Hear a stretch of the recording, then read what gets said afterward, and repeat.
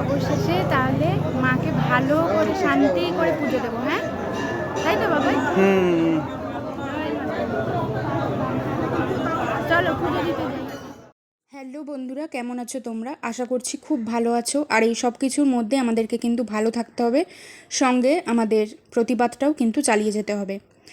আমি জানি তোমাদের অনেক নালিশ রয়েছে আমি এতদিন ভ্লগ আপলোড করিনি বলে। আসলে আমার ফোনের একটা প্রবলেম হয়েছিল, তাছাড়া আমার নিজের শরীরটাও খুব একটা ভালো ছিল না। এই সব কিছু মিলিয়েই আর কি ভ্লগ এডিট করে আপলোড করা হয়নি। তো যাই হোক, আবার আমি ফিরে এসেছি আর আশা করছি আবার আমি সব ভ্লগ তোমাদের সঙ্গে তুলে ধরবো। আর এটা হচ্ছে তারাপীঠের তৃতীয় পর্ব, যেটা আমি তোমাদেরকে বলেছিলাম আগের ভ্লগে। তো তোমরা মায়ের দর্শন করো আর মায়ের কাছে সমস্ত দুঃখ কষ্ট আনন্দ সব কিছু জানাও। মা সবার ভালো করবে, সবার মঙ্গল করবে। জয় মা তারা। অবশেষে মাকে শান্তি করে পুজো দেওয়ার পালা। মন্দিরে কতটা ভিড় হয়েছে তোমরা দেখতে পাচ্ছ। এতটা ভিড় কিন্তু ছিল না। হঠাৎ করেই মিনিস্টার আর মিনিস্টারের ফ্যামিলি আর ফটোগ্রাফার এসে গেছিলেন পুজো দেবেন বলে। তো ওই কারণে এতটা ভিড় হয়ে যায়। ওনারা তাড়াতাড়ি অনেকজনকে ঢুকিয়ে পুজো দিয়ে বের করে দিচ্ছিলেন, যাতে রাস্তাটা ক্লিয়ার হয়ে যায় আর তারপরে ওনারা এসে পুজো দেবেন। তো ওই কারণে আমরা তাড়াতাড়ি পুজো দিয়ে দিই।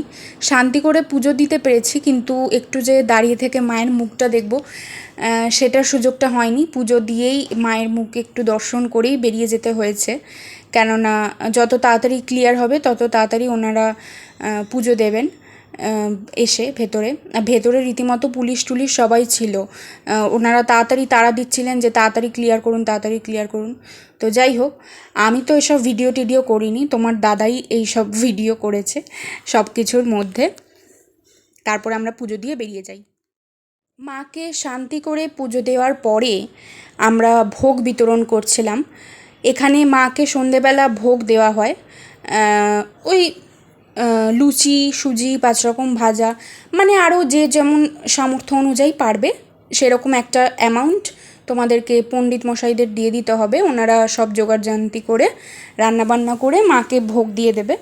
তো তারপরে সেই ভোগটা নিয়ে তোমাকে বিতরণ করতে হবে। তো আমাদেরও পণ্ডিত মশাই, যেহেতু আমরা ওখানে ভোগটা দিয়েছিলাম সন্ধেবেলা, তো ওই কারণে পণ্ডিত মশাই বললো যে তোমরাই ভোগ বিতরণ করো মায়ের। তো আমার তো খুব ভালো লাগছিলো, এসে এসে সবাই প্রসাদ নিচ্ছিল মায়ের। কিন্তু ওখানে একটা সমস্যা হয়ে যায়। সমস্যা মানে কি, মানে মানুষ যেমন অল্পেতে সন্তুষ্ট হয় না, সেই রকমই মানে মনে হচ্ছিলো যদি সবাইকে দিতে পারতাম তাহলে হয়তো খুব ভালো হতো। কিন্তু যথারীতি ওখানে হয়ে ওঠেনি, কেননা অনেক অনেক অনেক মানুষ ছিল। তো যাই হোক, ভালোভাবে যে সবাই প্রসাদ পেয়েছে এটাই অনেক।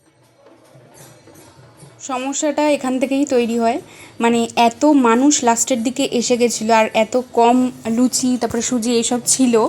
তো সবাই এসে বলছিলো আমাকে দাও আমাকে দাও। আমি বুঝতে পারছিলাম না কাকে দেবো। আমার মনে হচ্ছিলো যে আমি আমাদের ভাগেরটাও, মানে ইনফ্যাক্ট আমরা আমাদের ভাগেরটাও সব দিয়ে দিয়েছি বেশিরভাগটাই। একটা হয়তো আমরা লুচি রেখেছিলাম আমাদের জন্য, বাকি যে না সবাই যেন প্রসাদ পায়, কিন্তু সেটা তো পসিবল না, কেননা অনেক অনেক মানুষ গেছিলো। আমি বারবার একই কথা বলছি, সবাইকে তো ওরমভাবে দেওয়া সম্ভব না। তো যতজনকেও পেরেছি প্রসাদ দিয়েছি, যতজনের কপালে মায়ের প্রসাদ লেখা ছিল ততজন পেয়েছে।